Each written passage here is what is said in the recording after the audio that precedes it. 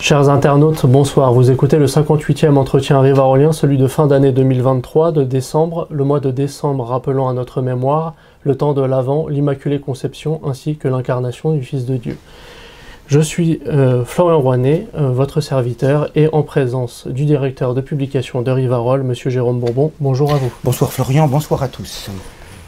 Pour réagir sur un premier sujet, pouvez-vous nous parler des dissolutions qui font rage sous l'action de Gérard ou Moussa Darmanin, avec en prime, en tête, le dernier mouvement dissous, à savoir Academia Christiana? Très volontiers, vous savez que Emmanuel Macron détient aujourd'hui le record des dissolutions, puisque jusqu'à présent c'était le général de Gaulle qui, en 10 ans de présidence, avait dissous 28 mouvements, la plupart d'ailleurs dans la foulée de mai 68. Et aujourd'hui, depuis la première élection à l'Élysée en mai 2017 d'Emmanuel Macron, on en est déjà à 37 dissolutions, c'est-à-dire 9 de plus, et on n'est qu'à 6 ans et demi de présidence.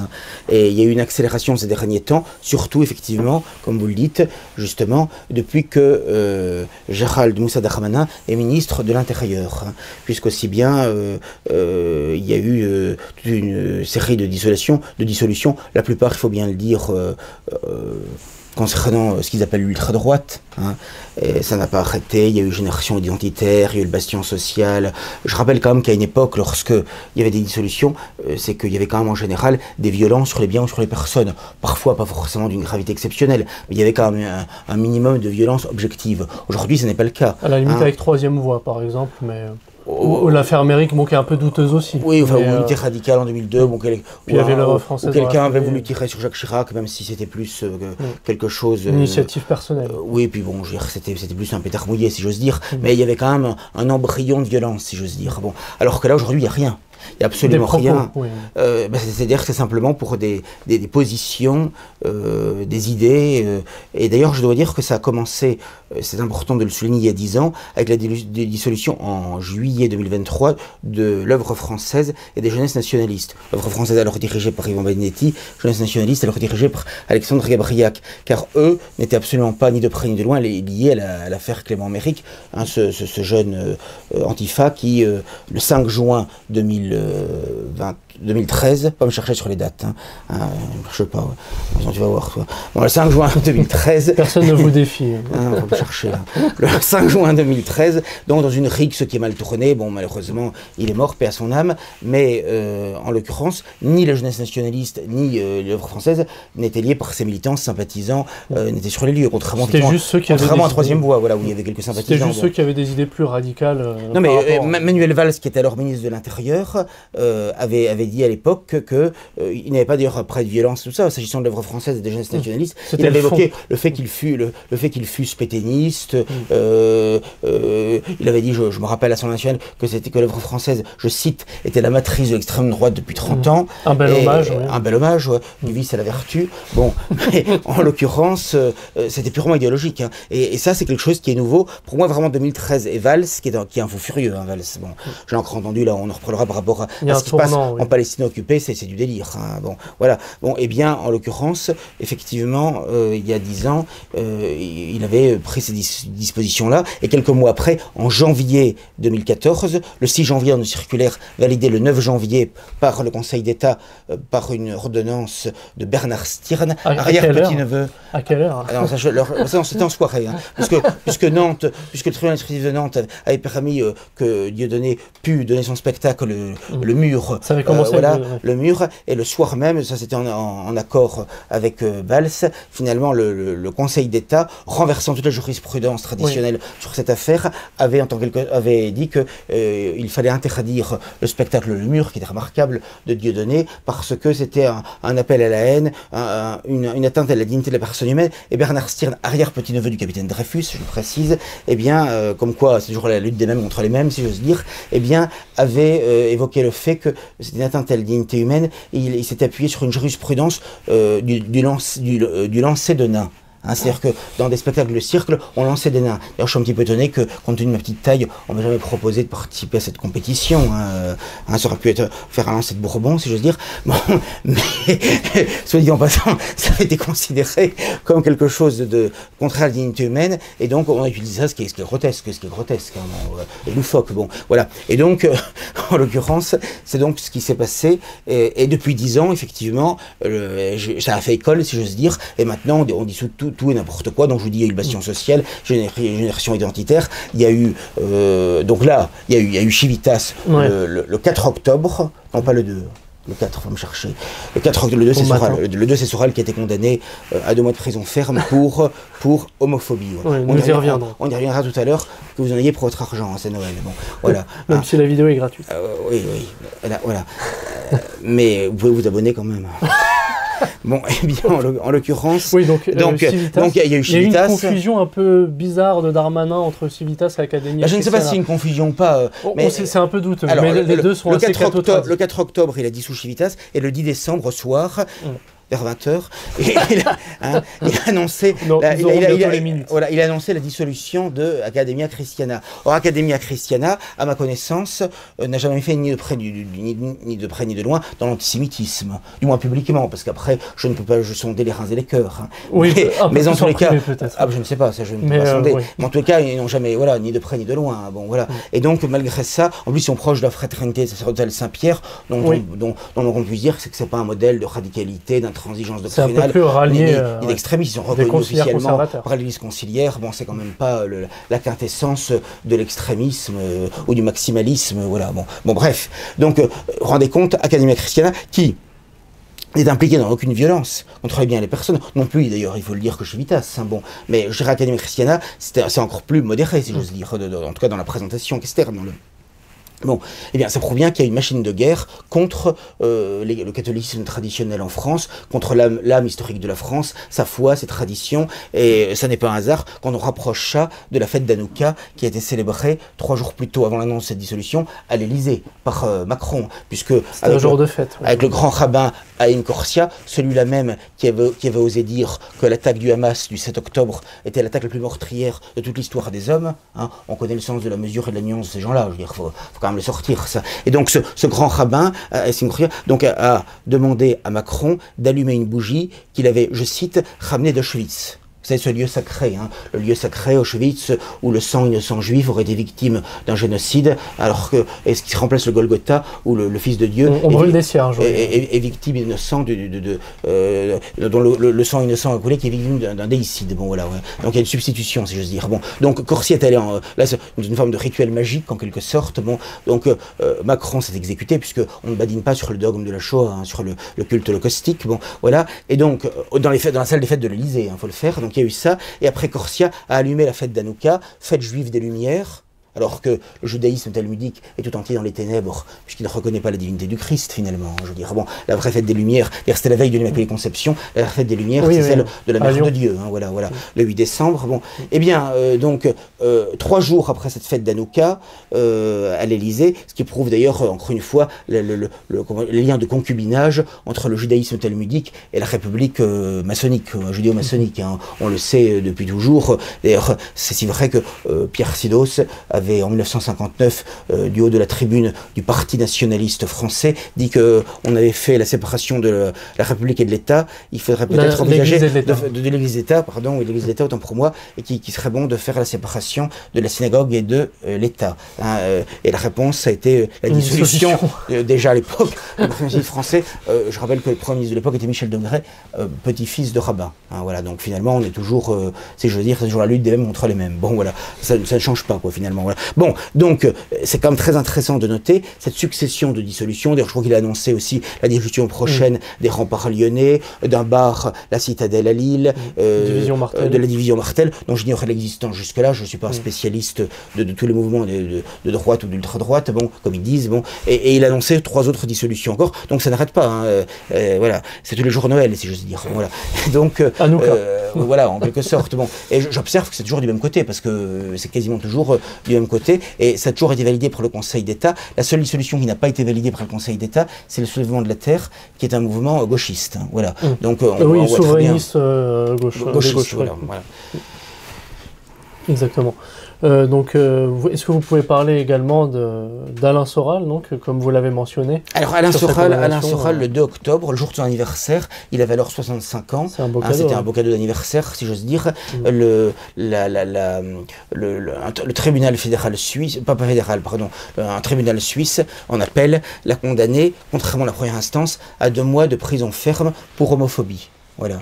Alors même qu'il avait traité simplement une journaliste qui lui était hostile, je cite, de grosse lesbienne. Bon, donc il s'est adressé à une personne en particulier, et non pas à la communauté arc-en-ciel dans sa totalité. Peu importe, les magistrats ont considéré que c'était de l'homophobie, de l'incitation à la haine en matière d'orientation sexuelle, et donc on va voir, il s'est pourvu, on dirait en France, en cassation, devant le tribunal fédéral suisse, qui doit rendre sa décision définitive dans quelques mois, début 2024, a priori. On verra ce qu'il en est, on verra même si la décision est confirmée, s'il fait au nom de la prison, ou si c'est commué avec un bracelet électronique, comme c'est possible, hein, ainsi que c'est le cas également en France. On verra bien, mais on voit très bien que le lobby LGBT devient de plus en plus, à l'égard, à l'instar du lobby juif et d'autres lobbies, un lobby qui restreint considérablement la liberté d'expression, et je dirais même qui s'en prend à la morale traditionnelle, hein, de manière de plus en plus explicite. On ne peut plus rien dire, on ne peut même plus penser, on ne peut même plus analyser une situation aujourd'hui, on ne peut plus s'exprimer librement sur toutes ces questions, et je dois dire que ce qui était la norme il y a encore quelques décennies est aujourd'hui criminalisé, hein, ce qui est quelque chose quand même d'inouï. Voilà. Surtout que dans les cours de récréation, il y a 10-20 ans, bon, traiter de PD, de lesbienne, bon, c'était les choses monnaie courante. Les choses ont beaucoup changé depuis. Et puis en plus, aujourd'hui, on est dans la délation citoyenne, donc systématiquement, il y a des risques de délation dès qu'on s'exprime un peu librement sur ce genre de questions. Donc on va voir. Et même en Suisse, on n'est pas...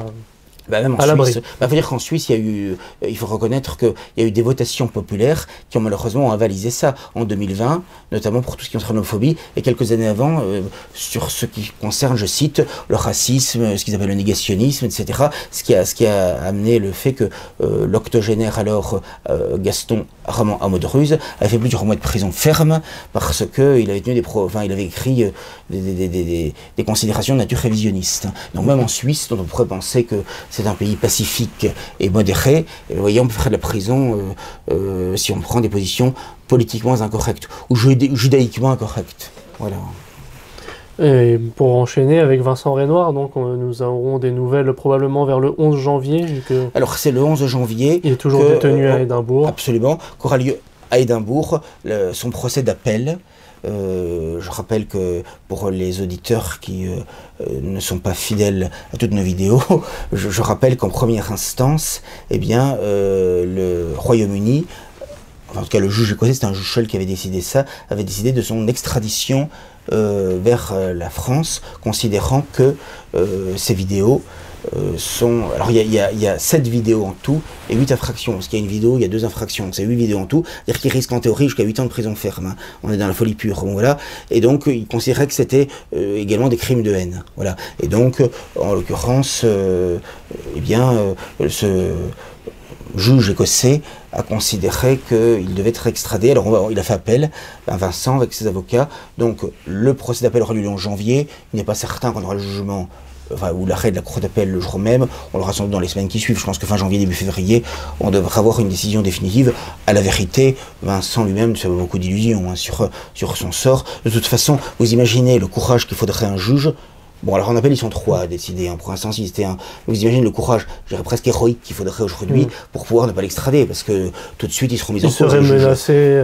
Il sera mis en cause publiquement, c'est évident. Et je dois dire, je l'ai souvent dit et écrit, mais l'un des drames de notre époque, plus encore peut-être que la bêtise, que le conformisme, etc., qui sont réels, c'est le fait que c'est le manque de courage, quoi, je veux dire, voilà. Hein, je crois, dans son fameux discours d'Howard, Solzhenitsyn, dès 1978, dénonçait le déclin du courage, c'est le titre de son allocution.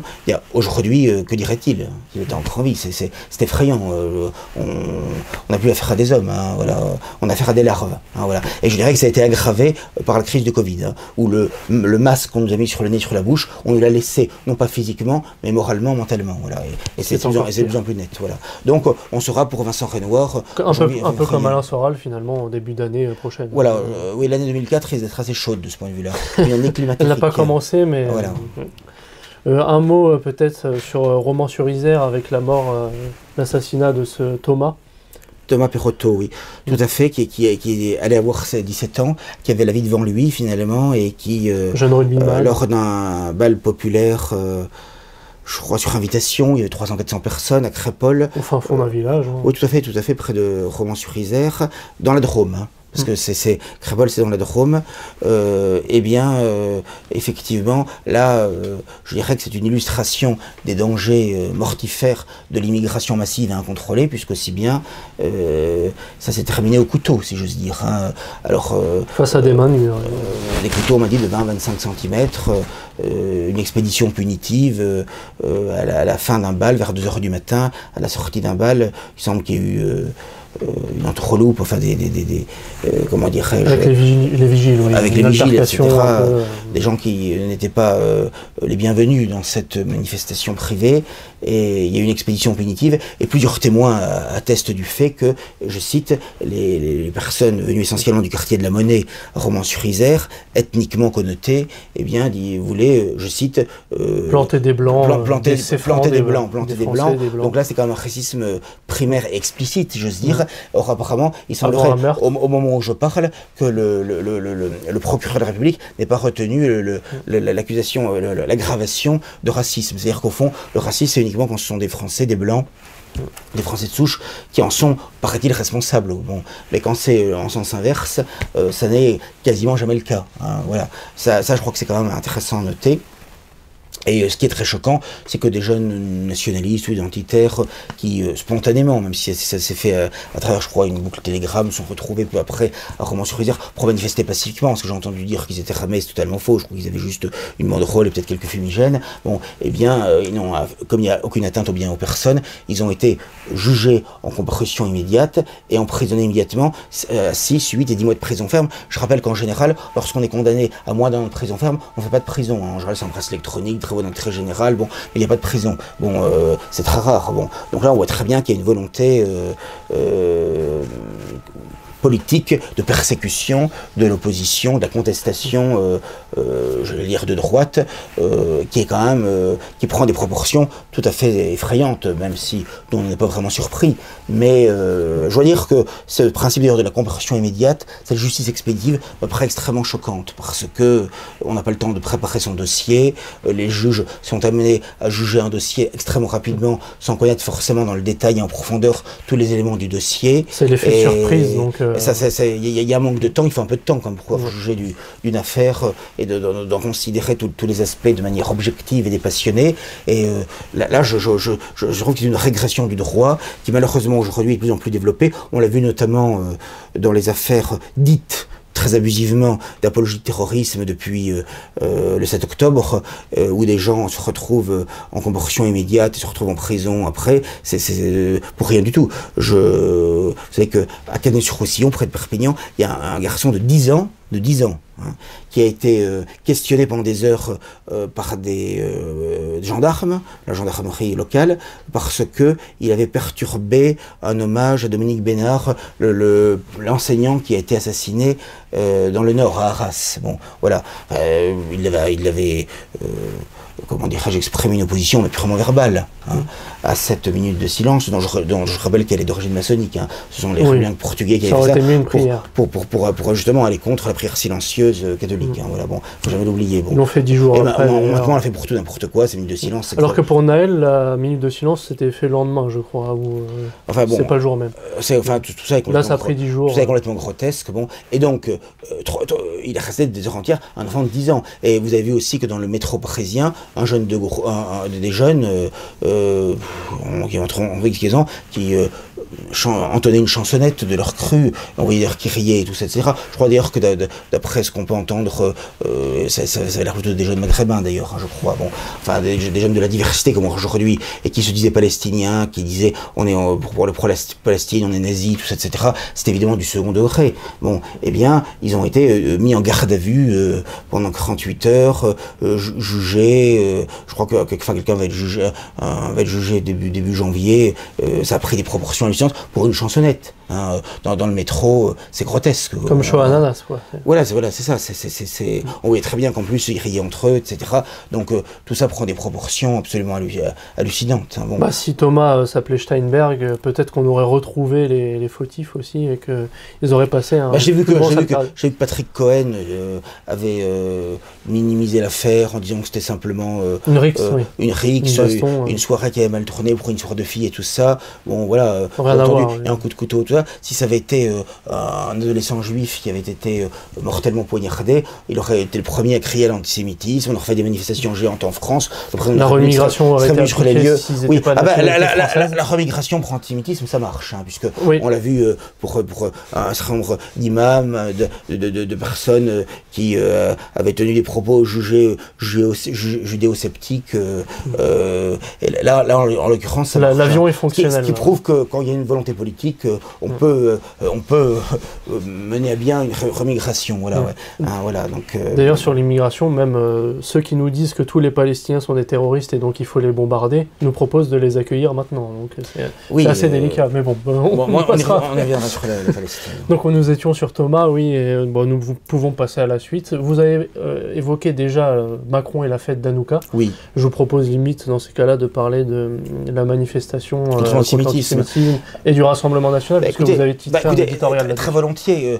Moi, d'abord, cette manifestation contre l'antisémitisme, quand on est régi, c'est hallucinant, puisque de quoi parle-t-on depuis plus de 2 mois maintenant, la bande de Gaza est bombardée jour et nuit de manière intensive, de manière incessante, de manière effrayante. On en a plus de 20 000 morts, probablement plus, puisqu'il y a encore toute une série de Palestiniens qui sont ensevelis sous les décombres du fait de ces bombardements dont on ignore le nombre des victimes. Voilà une population qui est non seulement victime d'un blocus total terrestre, maritime et aérien, qui est bombardé en permanence et qui est d'autre part privé d'eau potable, de nourriture, d'électricité, de carburant et de soins. Puisque je rappelle que l'antisémitisme a même bombardé des hôpitaux, que des enfants qui étaient sous couveuse, des patients qui étaient en soins intensifs, eh bien, ont été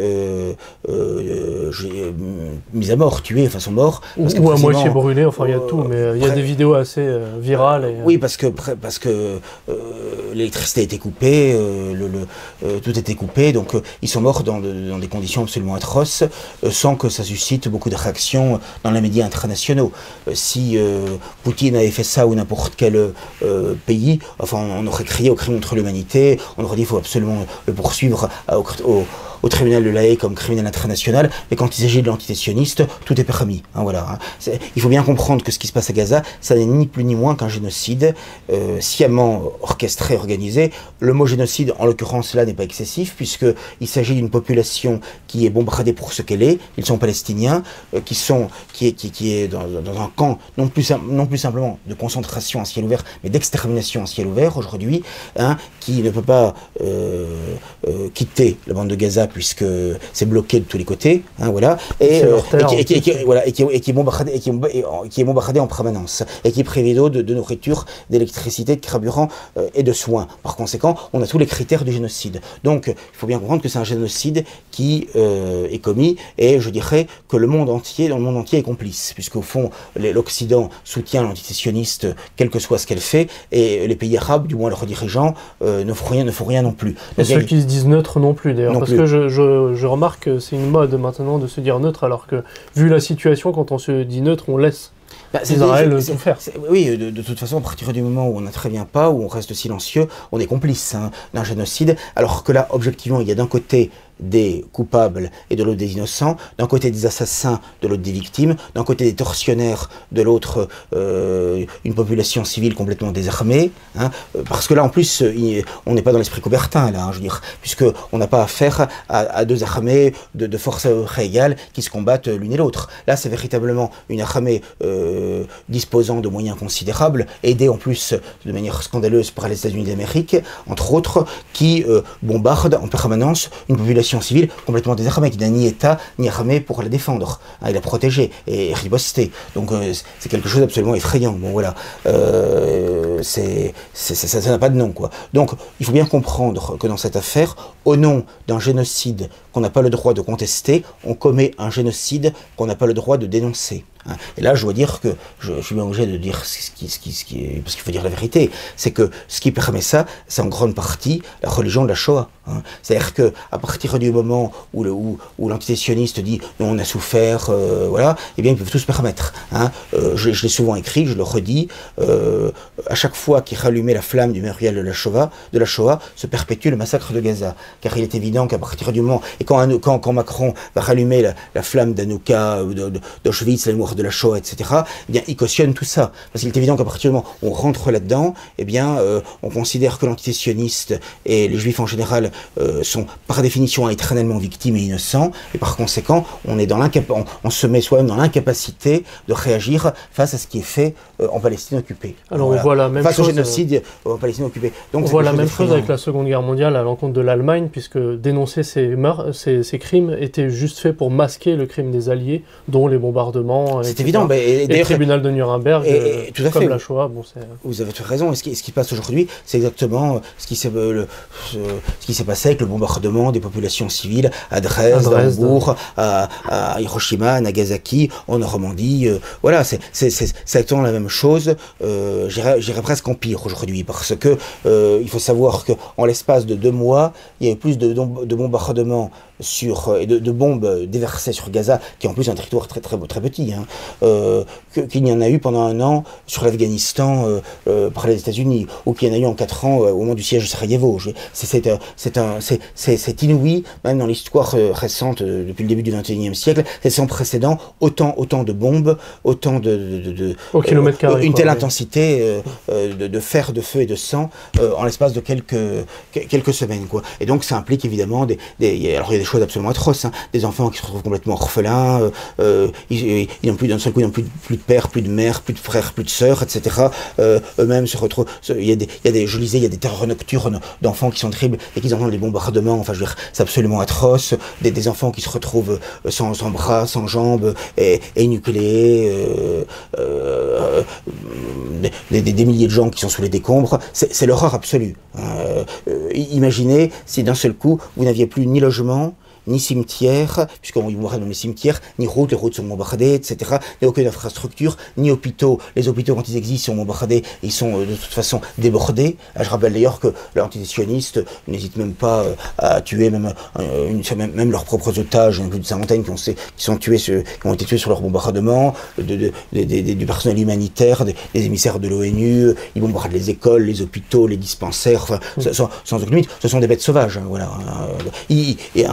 Il est dit dans le Talmud que les non-juifs sont des animaux. D'ailleurs, le ministre de la Défense israélien a dit après d'animaux humains en parlant des Palestiniens. Et chez eux, c'est quand même très fort, hein, cela. Mais en réalité, c'est eux-mêmes qui se comportent en bêtes sauvages. Hein, voilà. Hein, c'est eux qui se comportent en bêtes sauvages. Et j'observe que le lobby juif soutient à fond, qu'il soit de droite ou de gauche, soutient à fond ce génocide. Hein, voilà. Puisque vous entendez Eric Zemmour, il a dit lui-même qu'il était contre, je cite, même une trêve humanitaire à Gaza. Hein, ce qui est une monstruosité, et Marine Le Pen, qui elle n'est pas juive, la preuve du contraire, a été jusqu'à dire qu'elle était contre le fait que quand Netanyahou avait pendant quelques jours cessé provisoirement et brièvement les bombardements sur Gaza, elle a dit qu'elle était contre, etc., qu'il fallait pas les interrompre parce que c'était de permettre au Hamas de se réarmer, etc. Voilà l'ignominie des gens qui sont censés être de droite aujourd'hui en France. Hein. Toute la droite de son Occident, elle est cachère. Hein, je veux dire, bon, mais c'est absolument vomitif de voir ça. C'est-à-dire que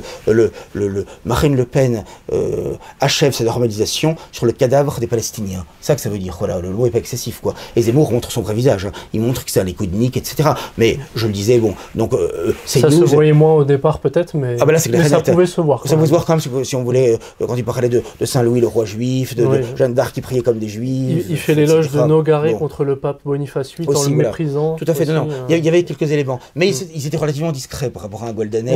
Là maintenant, je veux dire, c'est grossier, voilà. Et je dirais que le groupe Bolloré-Goldschmidt, je veux dire, c'était la vie sur scène. Hein. Je veux dire, c'est impressionnant. Là, ils révèlent leur vrai visage, je vois Pascal Praud, etc. C'est d'une grossièreté, je dirais, dans la façon dont ils sont pro-israéliens et anti-palestiniens, c'est vomitif, quoi. Donc eux-mêmes participent à la légitimation d'un génocide. Hein. Voilà, le mot n'est pas excessif. Voilà ce qu'est la droite en Occident. Ce qu'on prétend être la droite. C'est quand même absolument effrayant. Mais la gauche, c'est pareil. Je veux dire, hein, j'entendais Rodel Krief, Anne Sinclair, tout ça. Là, ce sont les tripes qui parlent. Hein. Je dirais, c'est à la fois tripal et tribal. Voilà, c'est ça. Ah, voilà. Mais là, l'objectivité journalistique, c'est zéro. Hein, je veux dire, voilà. Là, on voit très bien que c'est vraiment leur ethnie, leur état absolument illégitime, criminels qui défendent, ils se moquent complètement des milliers de morts, de blessés qu'il y a. C'est quand même frappant de voir l'inhumanité de ces gens-là, quand même. Hein, je veux dire, il y a une forme d'inhumanité eux-mêmes, et ce qui est d'autant plus choquant, que c'est les mêmes qui ont, comme la LICRA, par exemple. La LICRA qui en permanence, si on prend la moindre mesure de restriction ou de régulation des flux migratoires, etc., on dit que c'est un scandale, tout ça, les droits de l'homme, l'humanitaire, etc., c'est abominable. Par contre, s'agissant de l'extermination de dizaines de milliers de civils palestiniens, et c'est pas encore fini, hein, parce que si on compte on a 50 000 blessés, 20 000 morts, c'est un minimum officiellement, avec les gens sous les décombres, pas loin de 100 000, hein, entre les morts et les blessés, ça va sans doute dépasser les 100 000. Là par contre, aucun problème, au contraire, ils attaquent les gens ils attaquent, y compris en justice, les gens qui montrent semblant de la compassion pour les Palestiniens. Regardez un Dominique de Villepin, personnalité ô combien modérée, et maintenant traité d'antisémite. Voilà, on en est. Hein, voilà. Hein. Il faut bien comprendre que le stade ultime de la lutte contre l'antisémitisme, c'est la perpétration d'un génocide. Voilà, hein, voilà, c'est ça. Hein, puisque si on n'est pas pour cela, si on n'est pas pour ce que fait l'antisionisme, on est antisémite aujourd'hui. Mais je rappelle que de toute façon, c'est la même logique que ce qui a été fait contre les révisionnistes. Hein. Il demeure complètement scandaleux que des gens dont les travaux et les conclusions ne coïncident pas avec l'histoire officielle et imposée de la Seconde Guerre mondiale passent des années en prison. Hein. Je rappelle Vincent Redouard, il avait déjà été 9 mois en prison, il est déjà 15 mois, près de 15 mois, et le poète Gerd Hunzik en Autriche, il est passé 15 ans en prison, Fröhlich, je crois, dissous 15 ans également, Horst Mahler, il y est passé près de 10 ans également en prison, enfin d'autres encore, c'est effrayant, pour rien, alors que ces gens-là sont complètement innocents, qui ne demandent qu'un débat public et loyal, contradictoire, qui leur est refusé, hein, et on les met en prison pendant des années, alors qu'ils n'ont commis aucun crime, aucun délit, simplement parce que ça ne va pas dans le sens de la police de la pensée, de ce que Annie Kriegel, juive elle-même, appelait, je cite, l'insupportable police juive de la pensée. Bon, voilà. Et on ne leur répond pas d'ailleurs, puisque à la limite, dans une société médiévale, on nie l'existence de Dieu, il y a des arguments en face tout de même. Là, on leur répond pas, et on les embastille. Et puis il y avait un avocat, il y avait quand même toutes les garanties du droit. Là, il n'y a rien du tout. Je veux dire, on n'a même pas le droit de faire preuve de l'exception de vérité, si j'ose dire, d'essayer de démontrer en quoi ce que l'on dit est appuyé sur d'éléments, de faits, d'arguments, etc. Bon, donc c'est quelque chose d'abominable. Oui. C'est abominable également de s'en prendre à des nonagénaires et des centenaires allemands qui ont souvent été simple main-d'œuvre ou ouvriers agricoles dans les camps de concentration des années 40 et à les mettre en prison. Je me rappelle, il y a 2 ans, c'était quelqu'un qui avait 101 ans, hein, qui a été condamné de la prison. Il avait 101 ans. Hein, voilà. Il est arrivé au tribunal, il était en chaise roulante. Voilà. Hein. Bon, cette justice n'est pas notre justice. C'est la justice, c'est la vengeance talmudique, quoi, etc. Donc ça, c'est absolument injuste. Et donc, ce qu'on voit à Gaza actuellement, c'est ça empire, quoi, voilà. C'est ça empire, mais c'est la même chose. Hein, et ça participe du tout. C'est le même lobby qui est derrière, je dirais. C'est toujours le même. Hein, voilà. Et d'ailleurs, il y a un sujet là-dessus, c'est de parler des dites agressions antisémites. Oui, alors justement, vous parliez de donc ce qui est très choquant, c'est que vous avez ce génocide à Gaza et que fait-on contre ce génocide? on fait une manifestation contre l'antisémitisme. C'est quand même énorme. C'est-à-dire qu'on prend parti pour les bourreaux contre les victimes. C'est énorme, je veux dire. Parce qu'il y a déjà eu des massacres dans l'histoire. En général, les gens qui massacraient n'avaient quand même pas l'audace de se faire passer pour des victimes. Là, en plus, on se fait passer pour des victimes. On est dans le sommet de l'abjection, de l'horreur et de l'ignominie, là, voilà. Hein, voilà. Et de l'hypocrisie. Bon, c'est quand même un sacré culot. On connaît l'impudence de ces gens-là, hein, bon, mais qui est sans limite, leur impudence et leur arrogance. Mais je veux dire, c'est quand même absolument hallucinant. Hein, bon, on fait une manifestation contre l'antisémitisme au motif qu'on nous dit il y a une explosion d'antisémitisme en France. Mais d'abord, quand on nous parle des actes antisémites, d'abord, comme l'a fait très remarqué à juste titre l'avocat de Divisio, en réalité, ce ne sont pas des actes antisémites, ce sont des signalements, ce qui est très différent. C'est parce qu'il y a fait un signalement que forcément c'est vrai. Hein, et d'ailleurs, on va voir tout de suite. Puis il y a tout type de signalement. Quoi, voilà, il y a tout type de signalement. Bon, mais en l'occurrence, que je sache, en France et nulle part ailleurs, il y a eu de synagogues attaquées, il y a eu bien de juifs attaqués, il y a eu de juifs qui ont été blessés ou tués, etc. Il n'y a rien de tel. En fait, il n'y a rien. Il ne se passe rien. Et ce qu'on a monté de toutes pièces comme des agressions antisémites au point que le journal du dimanche, à la sauce Le Jeune, Benoît la sauce Le Jeune. C'est un peu comme le conducteur du dimanche. Geoffroy Le Jeune, Geoffroy Le Jeune avait osé sur dans le journal du dimanche du 5 novembre, sur toute sa une, le titre c'était antisémitisme, le déchaînement. Le déchaînement. Et en fait, tout ce qui... Alors que c'était objectivement un déchaînement. Tout ce qui présentait comme déchaînement antisémite, tout était faux. Et d'ailleurs, on va les montrer tout de suite. Il y avait une affaire à Lyon où une jeune femme aurait été agressée vers 13h, un samedi, par une personne qui après lui aurait dit bonjour. Tout à coup, lui aurait donné 2 coups avec un couteau à l'abdomen. Et tel Zorro, signant avec son Z avant de s'enfuir, il aurait fait une croix gammée sur la porte. Voilà. Déjà, c'est ce qu'on a dit. Hein. Une croix gammée qui d'ailleurs était de 10 cm, qui était à peine visible, etc. Bon, il avait le temps de faire une croix gammée alors que des voisins pouvaient venir, la police pouvait venir. Enfin, tout ça déjà est grotesque, etc. Bon, voilà. Hein. Bon. Donc on nous a présenté comme ça fait la une, y compris, moi j'ai des amis en Italie, ils m'ont dit en Italie, ça fait la une du journal de 13h et de 20h en Italie, hein, je veux dire.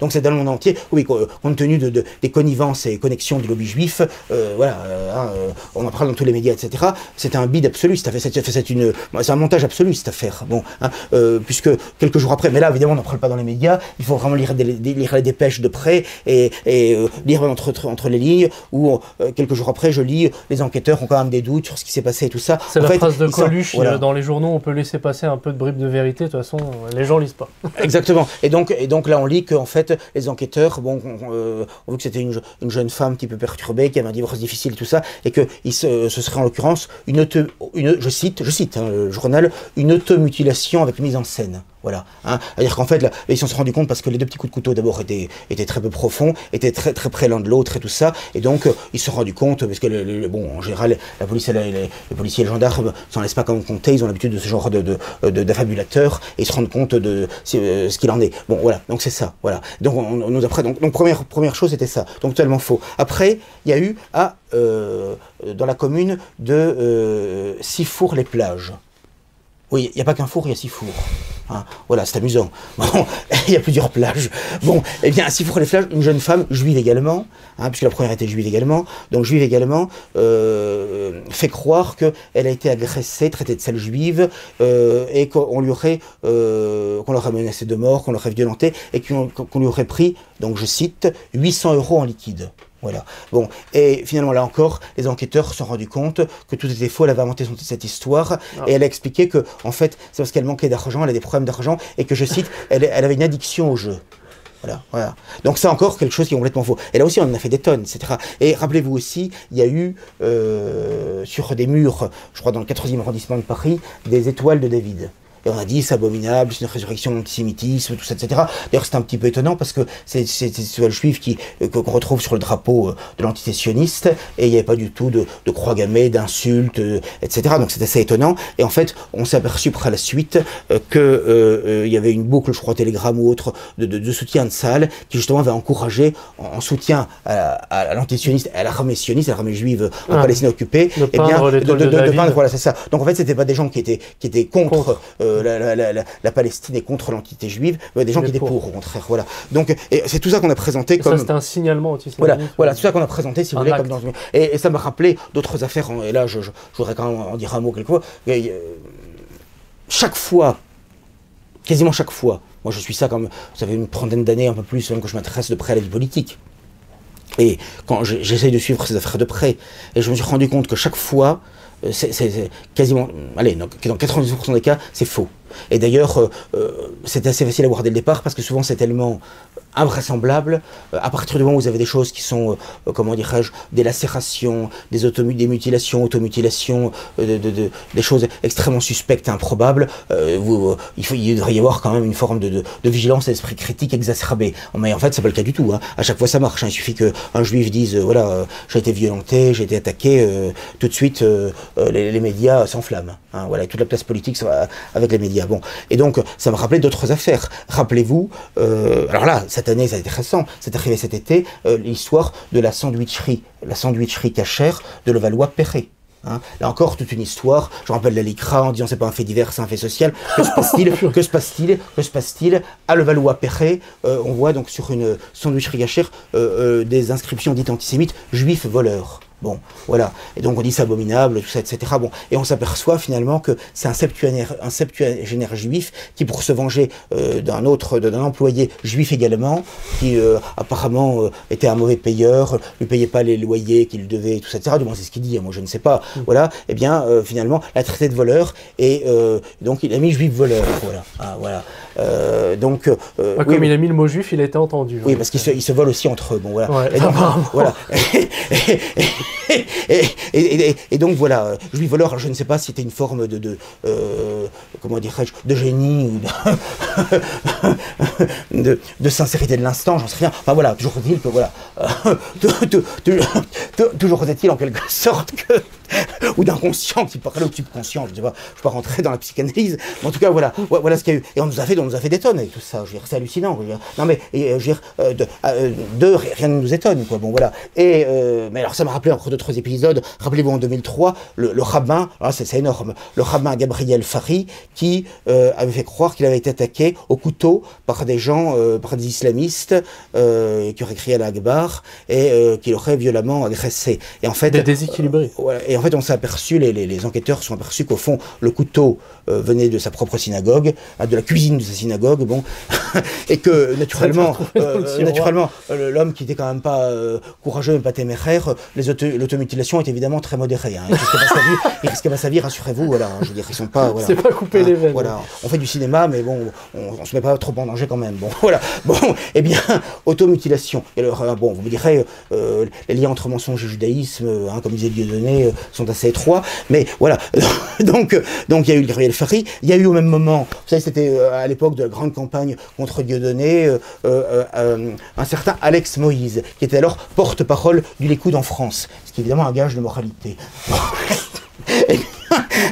On peut tout faire. Oui, ce soir, on va cogner un peu, quoi. Bon, c'est Noël, bon. Alex Moïse... Ma meilleure amie me dit que c'est l'armée la plus morale du monde. Oui, on va y revenir, oui. Oui, c'est un comique trop-pied, bon. Mais de mauvaise qualité. Pourtant, moi, je connais la Wehrmacht, elle ne violait pas, elle se mariait, elle payait son vin et tout, ses commandes étaient plus... plus correctes. On y viendra tout à l'heure. Hein, ouais. Allons-y pré-tape, bon. Allons-y crescendo. Bon, eh bien, Alex Moïse, eh bien, qui menaçait de faire sauter, je cite, des théâtres où se produisait l'humoriste Dieudonné, à l'époque où il peut encore se produire dans des théâtres, bon, eh bien, avait fait à croire qu'il recevait sur son téléphone portable des messages injurieux de nature antisémite. Bon, et les enquêteurs se sont aperçus que c'était lui-même qui s'envoyait les messages haineux. Voilà, hein, ça ne s'invente pas. Voilà, bon. Et je rappelle également que l'année suivante, en 2004, de la nuit du 21 au 22 août 2004, je cherche pas sur les dates, hein, voilà, eh bien, un Raphaël Ben Moa, un séfarade de 52 ans, avait inscrit sur des murs du centre social juif de la rue Popincourt, dans le 11e arrondissement de Paris, et comment dirais-je, des inscriptions antisémites avec beaucoup de fautes d'orthographe, dont une, je me rappelle, sans les juives, le monde serait plus heureux, comme quoi, bon, finalement, les gens ne peuvent pas avoir un certain bon sens, non, je plaisante, bon, on coupera au montage, bon. Bon, voilà, bon, eh bien... On nous a fait croire. Eh bien, on nous a fait. Ça fera beaucoup de coupures. Oui, on nous avait fait croire que, en fait, c'était quelque chose d'antisémite, tout ça. Et en fait, c'est donc Raphaël Ben Moa, un juif de 52 ans, qui, je cite, devant les enquêteurs, avait dit qu'il avait fait ça pour se venger, je cite, des rabbins qui ont plein d'argent.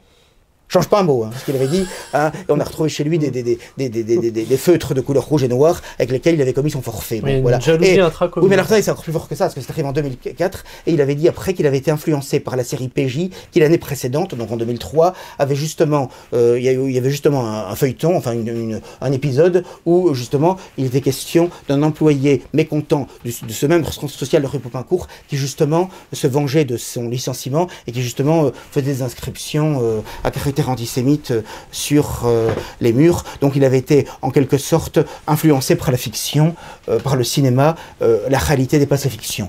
En l'occurrence, souvent avec eux. Puis rappelez-vous en 2015, cet enseignant juif marseillais qui, la barbe fronie et qui passe sur la tête, avait dit qu'il avait été agressé par 3 membres de l'État islamique, je ne sais pas comment il les a reconnus, bon, qui aussi avait dit à l'Akbar, bon, c'était assez classique, et qu'il avait agressé. Et en fait, on s'est aperçu par la suite qu'il s'agissait simplement de violences conjugales, enfin de déboires conjugaux plutôt, etc., qu'il avait tout inventé, voilà. Bon. Donc, je sais bien qu'il y a des affabulateurs, qu'il y en a partout, mais il semble que dans certaines communautés, il y en a un peu plus qu'ailleurs, voilà. Hein, c'est quand même assez frappant à constater, mais j'observe qu'après l'affaire de Carpentras, le montage de Carpentras, il y avait eu toute une série de fausses agressions. Je m'en souviens à l'époque, qui n'était pas d'ailleurs spécifiquement antisémite à l'époque.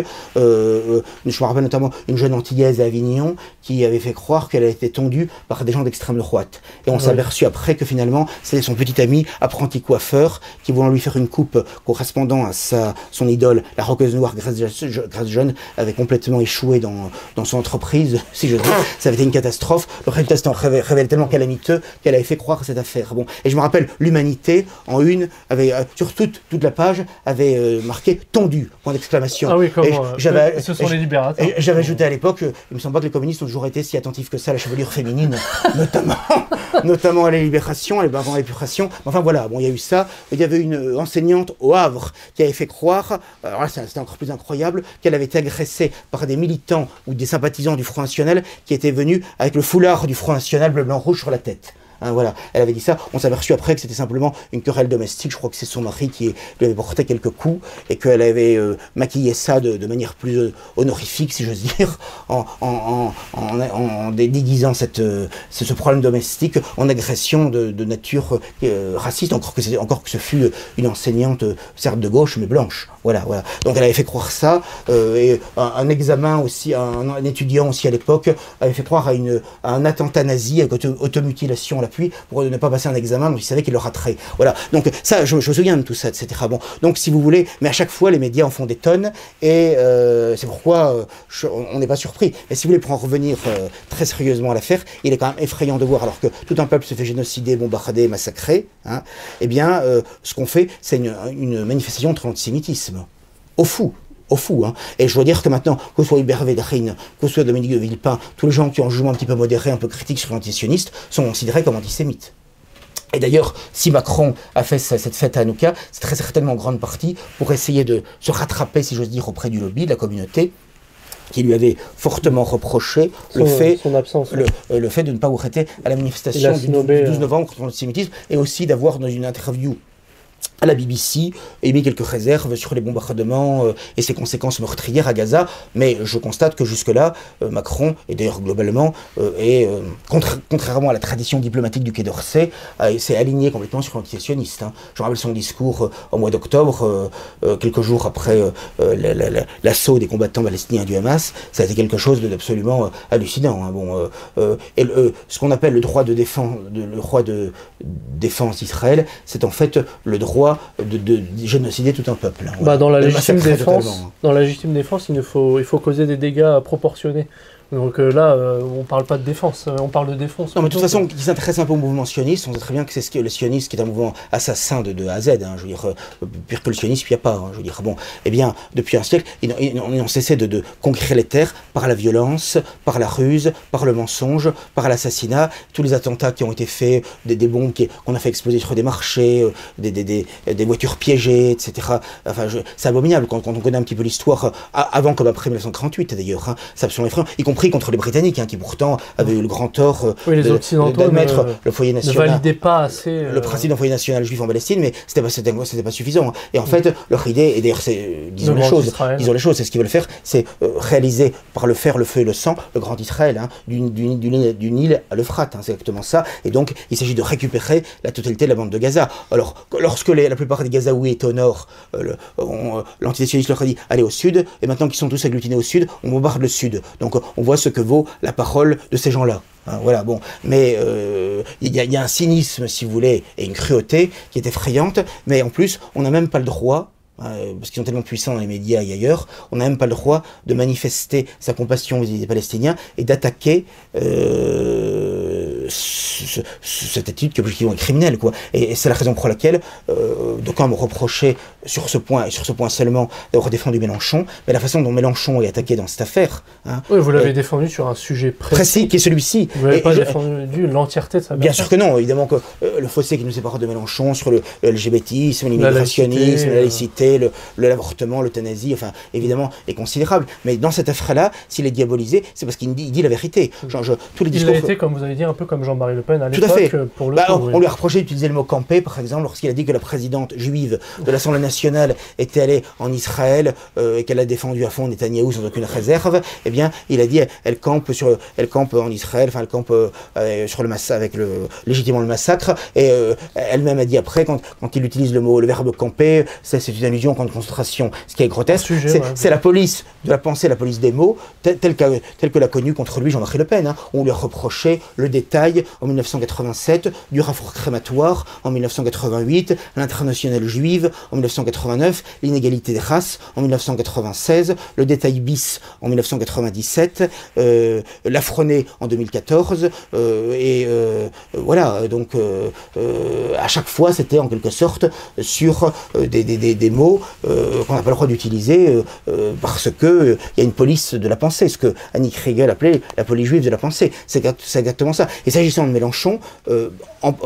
essentiellement par anticolonialisme, je pense, et par fidélité aux positions traditionnelles de la gauche et de l'extrême gauche sur la question palestinienne, comme un Corbyn au Royaume-Uni, eh bien, a assez logiquement pris position pour les Palestiniens et contre l'antisécessionniste. Bon, et puis bon, quelles que soient les critiques fortes qu'on peut faire sur Mélenchon, il lui est pas interdit d'avoir du cœur. Hein, pas parce qu'on est de gauche ou d'extrême gauche qu'on est forcément quelqu'un d'abominable à tout point de vue. Oui, Soral a dit qu'il avait sauvé l'honneur pour le coup. Moi je l'ai dit. Ouais. Moi je l'ai écrit aussi. Je dis que la France insoumise et l'extrême gauche, dans cette affaire seulement, je dis bien dans cette affaire seulement, je précise, ont sauvé l'honneur de la France, ça c'est clair, parce que le reste c'est abominable. Quand vous voyez, enfin en dehors de Riverol, de Jeunes Nations et d'égalité et réconciliation, et quelques personnalités comme Rissen, comme Fredassac ou autres, ou Laurent Ozon, enfin bon, très peu nombreuses, c'est effrayant, je veux dire.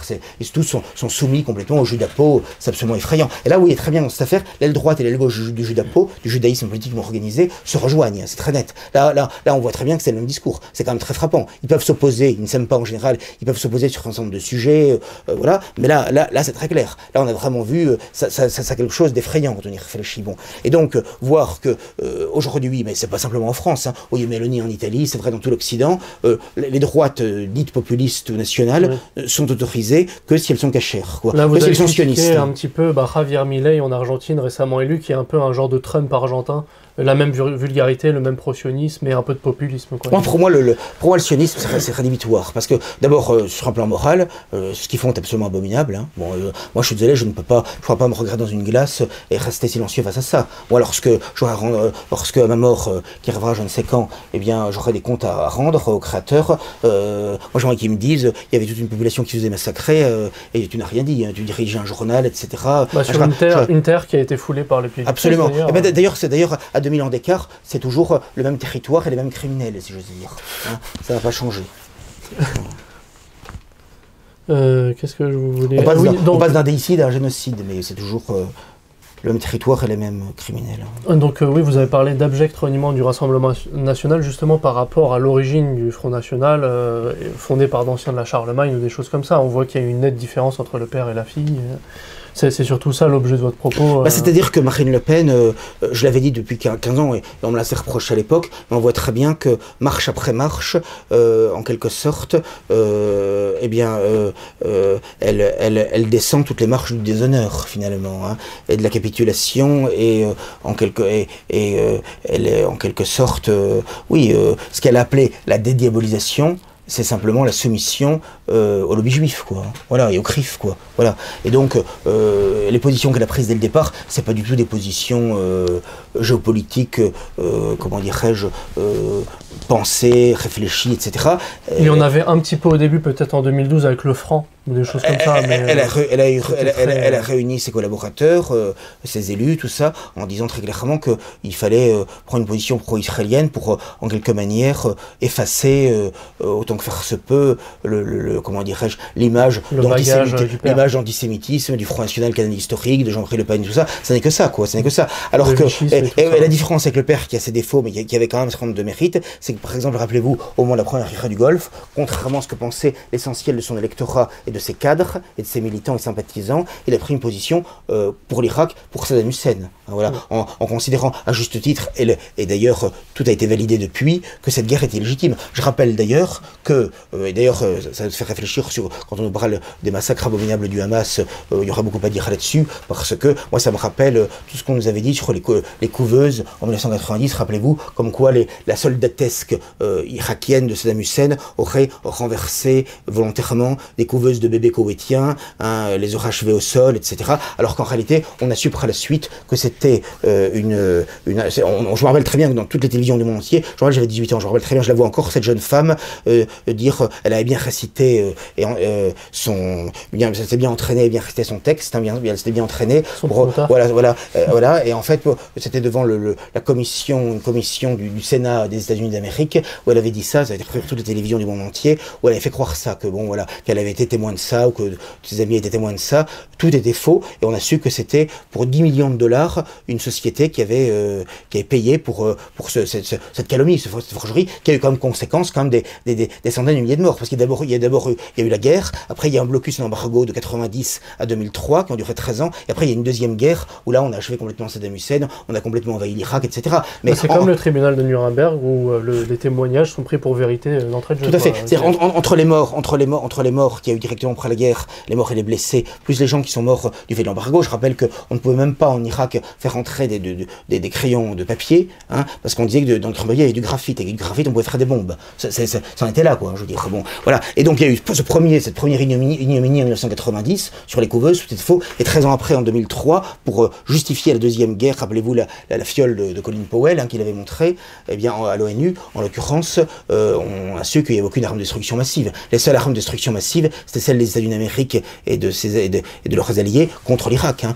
Donc, c'est-à-dire qu'un pays, un régime qui était complètement innocent, hein, et de l'affaire des couveuses et de l'affaire de destruction massive, tout était faux, tout a mensonger de A à Z, eh bien, a été quasiment rayé de la carte, enfin, a été détruit alors que c'était un État moderne, beaucoup d'infrastructures, etc., et retourné à un niveau de chaos et d'anarchie épouvantable, et déstabilisé, et avec des centaines de milliers de morts et de blessés. Voilà.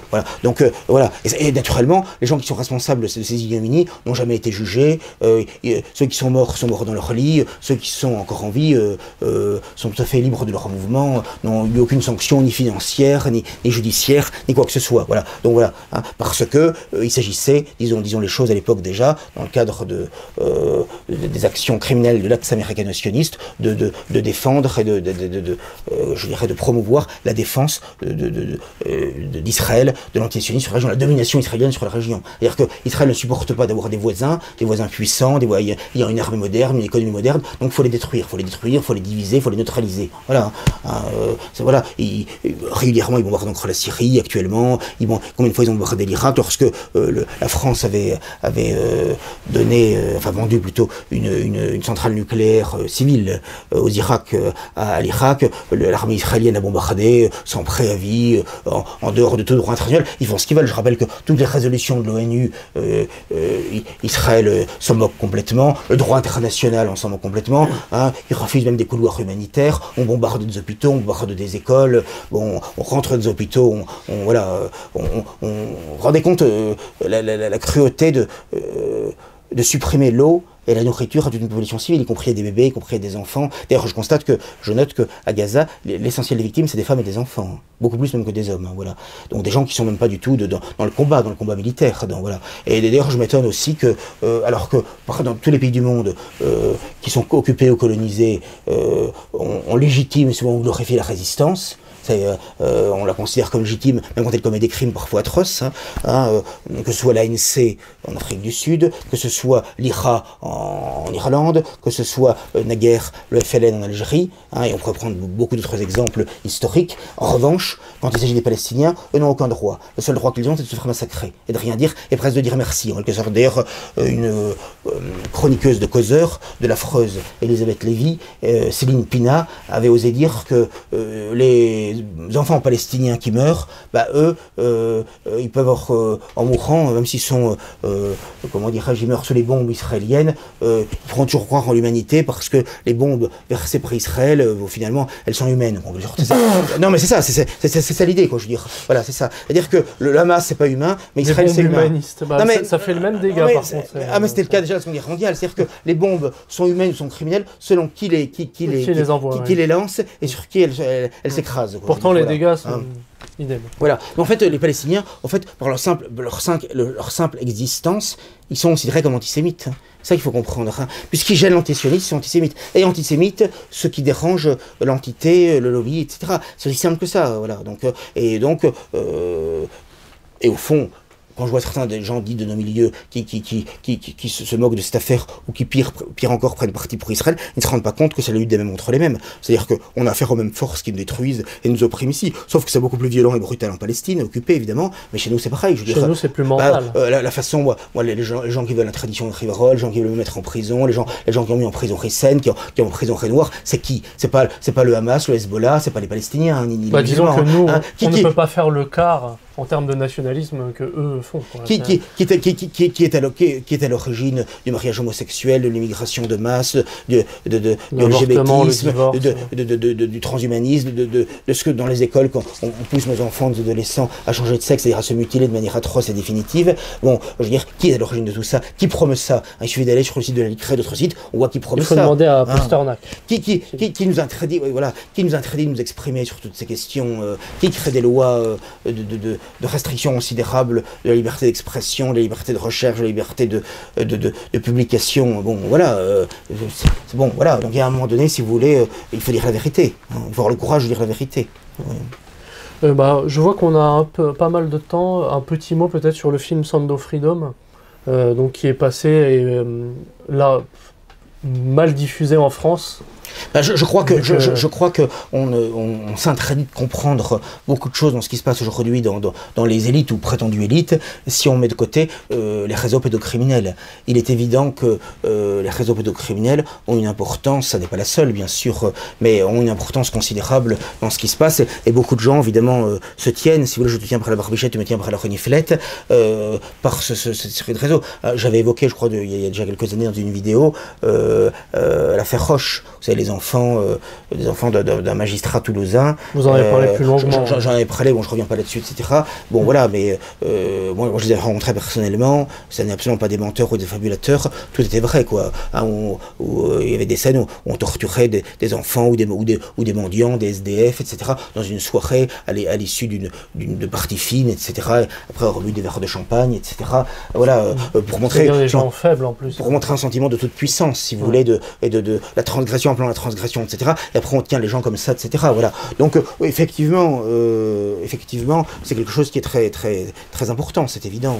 Le film est assez discret sur ça, mais en tout cas la chose. Et ça n'est pas surprenant quand on pense que ce sont les mêmes qui en général promeuvent l'avortement. L'avortement c'est une boucherie, c'est un massacre. Et là Macron va faire constitutionnaliser l'avortement. Là en janvier, il y a un projet de loi dès la rentrée, au moment de l'épiphanie, c'est abominable. Bon, eh bien, projet de loi visant à constitutionnaliser l'avortement. l'avortement. C'est-à-dire qu'en 2024, on va avoir à la fois la constitutionnalisation de ce qu'ils appellent le droit à l'avortement, d'une part, et d'autre part, la légalisation, ou la dépénalisation plutôt, de l'euthanasie et du suicide assisté. Donc c'est l'horreur près les deux bouts. Les bébés avortés, les vieillards euthanasiés, et pas simplement les vieillards. Bon, mais je rappelle que l'avortement... Ceux qui ne sont pas avortés risquent d'être violés aussi. Voilà.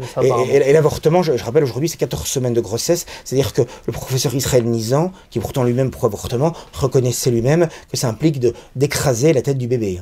Voilà, à 14 semaines de grossesse, il faut écraser la tête du bébé. Et en général, il faut s'y reprendre à plusieurs fois pour le faire. Voilà, c'est une véritable boucherie. Voilà. Les vétérinaires, en général, le déconseillent aussi chez les animaux, parce que l'avortement existe plus ou moins là-dedans. Mais... Donc c'est l'horreur absolue, si vous voulez. Voilà. Donc si vous voulez, à partir du moment où on traite comme ça les enfants, les bébés, les gens les plus innocents qui soient, enfin, quand on voit un bébé, moi j'ai 6 enfants, 3 garçons, 3 filles, tous mineurs, sincèrement, quand on voit la magnificence qu'est un enfant, et a fortiori un bébé, c'est quelque chose, on craque devant.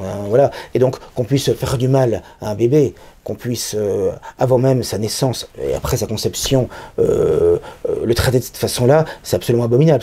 Il n'y a pas de nom. Il n'y a pas de nom. Bon, il n'y a pas de mots pour faire ça. Parce qu'en plus, que des gens ne veuillent pas garder un enfant, enfin ne veuillent pas le garder, ne veuillent pas l'élever, parce que bon, voilà, ils ont dans le cas d'une aventure, ils ont fait une bêtise, que sais-je, etc. Enfin, peu importe, pour des raisons psychologiques, sociales ou autres, etc. C'est une chose. Mais dans ce cas-là, il faudrait promouvoir l'accouchement sus ou X, et que des gens, notamment, qui ne veulent pas avoir d'enfants, il y a de plus en plus de stérilité aujourd'hui, ce serait tellement heureux d'avoir des enfants et de les élever et tout ça, enfin voilà, ça serait une solution positive. C'est-à-dire que l'enfant naît, il y a des gens qui s'en occupent et tout ça, et on permet à la mère, si elle ne souhaite pas l'élever et le reconnaître, mais si vous lui laissez un certain temps, évidemment, pour revenir en arrière, parce qu'une fois que l'enfant est né, on peut changer de vie, parfois, entre l'idée qu'on s'en fait et une fois qu'il est né. Bon, voilà, il y a l'accouchement suisse, il y a des solutions positives, qui sont morales, qui seraient tout à fait satisfaisantes. Donc, il y a une volonté de ne trouver que des solutions de mort, des solutions de destruction, des solutions criminelles, voilà, de s'en prendre à la vie, elle est debout, et c'est évidemment Satan qui mène le bal, ça n'est pas un hasard. Et donc, s'agissant de la pédocriminalité, finalement, l'avortement, l'euthanasie, tout ça, c'est un tout commun, si j'ose dire. Voilà, donc l'horreur appelle l'horreur, la transgression appelle la transgression, et c'est la raison pour laquelle, par rapport à toutes ces questions, il faut être absolument intraitable et refuser toute forme comment dirais-je, toute forme de négation ou de viol de la morale chrétienne, quoi. Parce qu'à partir du moment où on viole la morale naturelle, la morale chrétienne, il n'y a plus de limite. Voilà, donc là-dessus, il faut être très ferme, très clair. Voilà. Nous allons terminer d'ailleurs sur un sujet un peu plus religieux. Moi, je m'ennuie. Un sujet un peu plus religieux avec le synode. L'actualité un peu bergolienne, où il a pu dire dernièrement, avec une circulaire envoyée aux cardinaux, faut-il bénir les unions homosexuelles, etc. Sauf si ça choque publiquement. Enfin, il y a toujours... il a permis également aux gens transgenres, d'ailleurs, d'être baptisés, et non seulement d'être baptisés, mais de pouvoir être parrain, marraine et témoin de mariage, quoi. Ce qui est hallucinant, transgenre. Autrefois, même simplement... Non repenti, bien sûr. Non repenti, bien sûr. Autrefois, le simple fait d'être divorcé, ça suffisait à être écarté, quoi, ou divorcé, remarié, etc. Aujourd'hui, on peut être transgenre, on peut être homosexuel notoire, et être parrain de baptême, reine de baptême, témoin, c'est hallucinant, quoi, voilà. Donc là aussi, il y a une volonté, si vous voulez, c'est presque une provocation, en quelque sorte, de s'en prendre au bon sens, au principe de la morale traditionnelle, et tout ça, ça ne peut que favoriser l'apostasie. Alors que, au contraire, face à la situation apocalyptique dans laquelle nous vivons, et avoir des repères moraux et religieux forts et stables, évidemment très important. Mais Bergoglio, en agent du mondialisme, en agent destructeur et subversif, participe lui aussi activement et au premier chef à cette destruction de la civilisation, de la foi, de la morale, des traditions, c'est évident. Bon voilà, il faut être aveugle ou de mauvaise foi pour ne pas le voir. Et c'est évident. C'est la raison pour laquelle il faut aussi avoir des positions claires par rapport à Vatican II, par rapport à l'illégitimité des pseudo-pontifes conciliaires, à l'invalidité des nouveaux sacrements. Il faut avoir des positions claires et nettes là-dessus, etc. Or, bien souvent, les gens ne réfléchissent pas suffisamment à ces questions, qui sont évidemment fondamentales et aux conséquences lourdes. Donc voilà pour le synode, et donc un mot sur Noël tout de même pour terminer, et de recommander ensuite la lecture et l'abonnement à Rivarol en conclusion. Oui, très volontiers. Vous savez, Noël, c'est toujours un moment merveilleux. Bien sûr, il y a la dimension familiale qui a son importance. C'est aussi en partie une fête des enfants, encore que pour ma part, mes enfants ayant dit que selon eux, je fais 68 ans. Alors que j'en ai que 51, je leur ai dit, je crois que cette année, vous n'aurez pas de sucre d'orge sur le sapin. Vous pouvez brosser pour les avoir, pas plus que l'œuf Kinder sous le sapin à côté de la crèche. Mais quand je pense que je leur fais connaître les quenelles sauce Nantua, les quenelles de Grosjet sauce Nantua, les succulentes bouchées à la reine, bon, les châteaubriand, poivre vert, bon, voilà. Et on m'a dit, j'ai 68 ans, bon, voilà. Hein. Et il y a des enfants. Non, mais... La vérité sort de leur bouche. C'est vrai, non. Oui, il a 68 ans quand même. Et mon fils m'a dit, je dis, surtout, n'exagère pas, il m'a dit, je dirais plutôt 70. Bon, c'est très... Il faut arrondir. Enfin, René Coty, du Charles de Gaulle. Bon, voilà. Alors, en l'occurrence, non, trêve de plaisanterie, ce que je voulais vous dire, c'est que, oui, Noël, c'est quelque chose de... C'est magnifique parce que c'est l'infiniment grand qui se fait infiniment petit, le Verbe qui se fait chair. Et c'est quelque chose qui est magnifique dans le christianisme. C'est Dieu qui s'abaisse à prendre notre humanité, à se revêtir de la nature humaine. Jésus qui est une personne divine, qui a la double nature humaine et divine, double volonté humaine et divine, qui naît évidemment d'une étable et qui mourra sur la croix. C'est quelque chose qui dépasse l'entendement, qui prouve l'amour infini de Dieu pour les hommes, mais aussi la gravité du mal et du péché, puisque c'est à cause du péché d'Adam, le péché originel.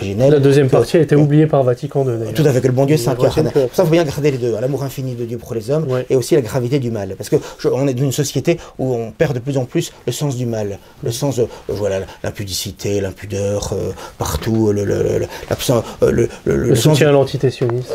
Notamment. Non, mais le soutien à l'antitétionnisme, c'est justement, c'est une perte du sens moral qui est absolument effrayante. Oui, non, mais vous pouvez y aller, là. Il va passer 2 heures, moi, si vous voulez, dessus. Bon, mais c'est vrai que c'est quelque chose qui est effrayant. Et donc, la perte du... Contemplons les mystères, le mystère de Noël, le mystère de la crèche, quoi, quelque chose d'exceptionnel. On pourrait passer sa vie à contempler ça. Il y a des gens qui ont passé leur vie entière, hein, mais c'est quelque chose qui est fantastique parce que voilà la véritable lumière, pas celle d'Hanouka, mais celle du Christ qui éclaire ce monde de ténèbres et d'obscurité. Et je dirais que face au combat apocalyptique qu'il va nous falloir mener de plus en plus, hein, parce que je pense que l'année 2024, sauf miracle, va être effrayante à tout point de vue. Moi, j'ai dès le début de janvier plein de procès qui sont à haut risque, si j'ose dire, et je sors de 2 gardes à vue cet automne. Eh bien, véritablement, à la plus fine pointe de l'âme, ça permet de garder une forme de paix intérieure. Hein, parce qu'il n'est de paix que Jésus-Christ. Quand on prend le jour de paix, l'antitétionniste et tout ça, la véritable paix, c'est celle de Jésus-Christ. La véritable joie, c'est celle de Jésus-Christ. La joie de la bonne conscience, du travail accompli, de l'amour qui se donne, de la vie qui se diffuse, et du bien qui se fait, le bien qui est diffusif de lui-même, et à commencer par les vertus domestiques au sein de la famille, hein, au sein de notre entourage proche. Et donc, c'est ce qu'il faut cultiver, et c'est pourquoi je vous souhaite à tous de joyeuses et saintes fêtes de Noël. Voilà. Bonsoir.